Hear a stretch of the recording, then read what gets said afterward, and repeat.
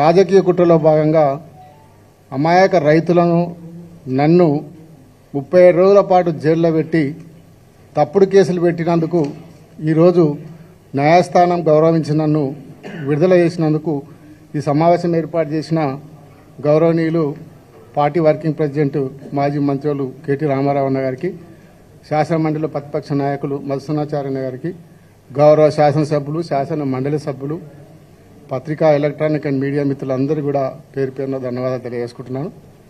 మీరందరూ చూస్తూ ఉన్నారు, ముఖ్యమంత్రికి ప్రజలను డైవర్ట్ చేయడానికి ఏదైనా ఒక ఇష్యూ తీసుకురావాలి, ఇచ్చిన హామీలు ఎగగొట్టాలి, 6 గ్యారంటీలు ఎగగొట్టాలనే ఉద్దేశంతోనే ఒక రాజకీయ కుట్రలో భాగంగానే ఈరోజు రేవంత్ రెడ్డి గారు నాపైన, రైతులపైన కేసు పెట్టడం జరిగింది. అక్రమంగా జైలుకు పంపినాడు. న్యాయస్థానం ఉంది, ధర్మం గెలుస్తుంది. తప్పకుండా న్యాయస్థానంలో ఎప్పటికైనా ధర్మమే గెలుస్తుంది. ఎన్ని తప్పుడు కేసులు పెట్టినా భయపడేది లేదు. ఇట్లాంటి తప్పుడు కేసులు ఎన్ని పెట్టినా బెదిరేది లేదు. ఎన్నిసార్లు అయినా ప్రజల కోసం, రైతుల కోసం జైలుకోవడానికి సిద్ధంగా ఉన్నాం. నీవు ఎన్ని తప్పుడు పెట్టినా ఎవరు కూడా భయపడం. ఇది ఒక కుట్ర, మీరందరూ చూసినారు. నాకే అలా ప్రమేయం లేదు. ఆ సంఘటన జరిగినప్పుడు పత్రికా సోదరులు మీరు కూడా ఉన్నారు ఇక్కడనే. 11వ తారీఖు నాడు 12 గంటల నుంచి 1:30 వరకు నేను భవన్లో ఉన్నాను. ప్రెస్ మీడియాలో నేను, శ్రీనివాస్ గౌడ్ గారు, ఆల వెంకటేశ్వర రెడ్డి గారు, ఆ రోజు గత కన్నా ముందు 10వ తారీఖు నాడు ముఖ్యమంత్రి గారు అక్కడ మహబూబ్నగర్ పార్లమెంట్ పోయినప్పుడు అక్కడ ప్రసంగించిన దాని మీద కౌంటర్గా మేము అందరం ప్రెస్ పెట్టినాం. లక్ష్మీరెడ్డి అందరంలో స్వయాన మీరే చూసినారు. నేను ఇక్కడ హైదరాబాద్లో ఉన్నాను. నాకు ఎలాంటి సంబంధం లేకుండా, నాకు ఆ కేసుతో, దాడితో సంబంధం లేకుండా కావాలని కేసులో ఇరికిచ్చి రేపు కొడంగల్లో రాజకీయంగా అనగదొక్కాలనే ఉద్దేశంతో నన్నే తప్పుడు కేసులు ఇరికిచ్చినాడు.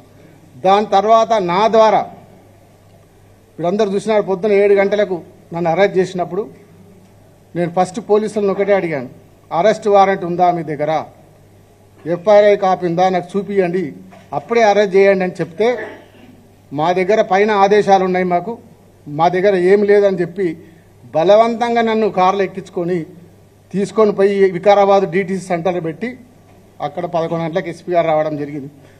నేను ఎస్పీ గారిని కూడా ప్రశ్నించిన, సార్ నన్ను ఎందుకు అరెస్ట్ చేసిర్రు, మీ దగ్గర అరెస్ట్ వారెంట్ ఉందా, ఎఫ్ఐఆర్ ఉందా అంటే, మాకు కూడా పైకి ఆదేశాలు ఉన్నాయి అందుకే చేసినాం అని చెప్పి సాయంత్రం వరకు 3 గంటల వరకు పరిగిలో కూర్చోబెట్టి 4 గంటల ప్రాంతంలో కొడంగల్ హాస్పిటల్ తీసుకుపోయి హెల్త్ చెకప్ చేసినారు. ఆ హెల్త్ చెకప్ టైంలో అన్ని పేపర్ల మీద నా దగ్గర సైన్ పెట్టించుకొని నాకు చదవడానికి కూడా అవకాశం ఇవ్వకుండా, మా అడ్వకేట్ చదువుకోవడానికి వీలు లేకుండా డైరెక్ట్గా జడ్జి గారి ముందర ప్రొడ్యూస్ చేసినారు. దాంట్లో తెల్లారి మార్నింగ్ మా మిస్సెస్ జైలుకి వచ్చినప్పుడు కేటీఆర్ గారి పేరు చెప్పినామంటే మా పేపర్లలో వస్తుందని చెప్పినారు. అప్పటి వరకు నాకు తెలియదు. కేటీఆర్ గారి పేరు రాసి రిమాండ్ రిపోర్ట్లో పెట్టి జడ్జికి సబ్మిట్ చేసిరంటే ఎంత కుట్ర జరుగుతుందో ప్రభుత్వం, పోలీసులు కలిసి. అంటే నేనే తప్పుడు కేసులు ఇరికిస్తే నా ద్వారా కేటీఆర్ గారిని కూడా ఇరికియాలనే ప్రాణతోని, ఒక ప్రభుత్వ కుట్రతోని. ఎందుకంటే 6 గ్యారెంటీలు ఇచ్చిండు, ప్రజలకు హామీలు ఇచ్చిండు, అవి చెయ్యే చేత కాదు. రేవంత్ రెడ్డికి మాటలు తప్ప చేతలు ఉండవు. కొడంగల్ ప్రజలకు తెలుసు, నాకు తెలుసు. 10 ఏళ్ల నుంచి చూస్తున్నాం. ఒట్టి మాటలే, చేతలు ఉండవు. మళ్ళా ఆ చేతలలో అన్ని మాటలు ఇచ్చి చేతలు చెప్పిండు కాబట్టి, ప్రజలను మోసం చేసిండు కాబట్టి, ప్రజలను డైవర్ట్ చేయడానికినే ఒక్కొక్క కేసు పెడతా ఉంటాడు. ఈరోజు చూసినారు, నాకు ఇప్పుడే బెయిల్ వస్తుంది. ఒక పక్క మళ్ళీ కేటీఆర్ గారి మీద కేసు పెట్టి అది డైవర్ట్ చేయాలి. మళ్ళీ ఇది ఒక 6 నెలలు గడపాలి. ఇట్లా గడుపుకుంటూ ప్రజలకు మోసం చేసుకుంటూ ఇచ్చిన గ్యారంటీ ఒక్కటి కూడా అమలు చేయకుండా ముఖ్యమంత్రి ప్రజలను మోసం చేస్తూ ఉన్నాడు, రైతులను మోసం చేస్తూ ఉన్నాడు. నేను ముఖ్యమంత్రికి ఛాలెంజ్ చేసి చెప్తున్నా, సొంత నియోజకవర్గం, నేను కూడా ఎమ్మెల్యే ఉన్నా, నువ్వు కూడా ఇప్పుడు ప్రజెంట్ ఎమ్మెల్యే ఉన్నావు. కొడంగల్ నియోజకవర్గంలో ఒక పెద్ద గ్రామం తీసుకుందాం. రుద్దారము, అంగడ్రాయచూరు, దొరేపల్లి, భూనీడు ఉన్నది. ఆ గ్రామంలో గ్రామసభ పెడదాం. నేను పక్క కూర్చుంటా, గ్రామసభ పెట్టు. నీవు ఇచ్చిన పథకాలు ఏవేమి ఎవరెవరికి వచ్చినాయో నువ్వే గ్రామసభలు అడిగి తెలుసుకో. ఎంతమందికి రుణమాఫీ అయింది, ఎంతమందికి 500 గ్యాస్ సిలిండర్ వచ్చింది, ఎంతమందికి మీకు 200 ఫ్రీ కరెంట్ వచ్చిందో గ్రామసభ పెట్టి తెలుసుకుందాం. అప్పుడు నువ్వు 100% కాదు 50% గిట్ట నీ హామీలు అమలైతే బ్రహ్మాండంగా విజయోత్సవాలు చేసుకో, మేము కూడా మీ విజయోత్సవాల్లో పాల్గొంటాం. 50% అమలైతే ఛాలెంజ్ చేస్తున్నారు రేవంత్ రెడ్డి. దీన్ని ఛాలెంజ్ సవాల్ తీసుకో. కొడంగల్ గ్రామసభ పెట్టి ఎప్పుడు పెడతావో చెప్పు, నేను వస్తా. ఏ గ్రామంలో పెడతావు? మీ సొంత కాన్స్టిట్యూన్సీలో పెడదాం. అక్రమంగా రేవంత్ రెడ్డి సోదరుడు తిరుపతి రెడ్డి కాంగ్రెస్ గుండాలతోని అధికారులపై దాడి చేపించిండు.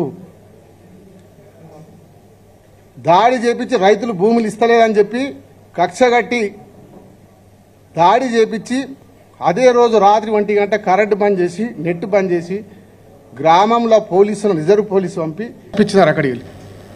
అంటే కుట్ర చేసి రైతులను భయభ్రాంతులు చేసి దౌర్జన్యం చేసి కేసులు ఇరికిచ్చి భూములు గుంజుకుందామని ప్రయత్నం చేశారు తప్ప మేం చేయలే కుట్ర. రేవంత్ రెడ్డి సోదరుడు తిరుపతి రెడ్డి కుట్ర చేసినాడు. ఇలాంటి తప్పుడు కేసులకు ఎవరు భయపడం? ఎన్ని కేసులు పెట్టినా జైలు అధికారులకు చెప్పినా సార్ రేవంత్ రెడ్డి ముఖ్యమంత్రి ఉన్న రోజులు ఇంక ఎన్నిసార్లు వచ్చేది మాకు తెలియదు, మేము మళ్ళీ ఎప్పుడు వచ్చేది చెప్పము అని రైతు జైలు అధికారులు కూడా చెప్పొచ్చిన వచ్చేటప్పుడు. కాబట్టి ఎన్ని కేసులు పెట్టినా భయపడం. కొడంగల్ నుంచే రేవంత్ రెడ్డి పతనం స్టార్ట్ చేస్తా. కాబట్టి కేసులకు ముందు తప్పుడు కేసులు బాన్ చేసి ప్రజల మీద దృష్టి పెట్టండి, ప్రజలకు ఇచ్చిన హామీల మీద దృష్టి పెట్టండి, 6 గ్యారెంటీలు అమలు చేసి చూపియండి. నీ ముఖ్యమంత్రి చేతనైతే నీకు ఆ పని చేయండి. కానీ ప్రతిపక్ష నాయకుల మీద కేసులు పెట్టడం, కార్యకర్తల మీద కేసులు పెట్టడం, సోషల్ మీడియా మీద కేసు పెట్టడం, ఇదే పని తప్ప వేరే పని లేదు నీకు.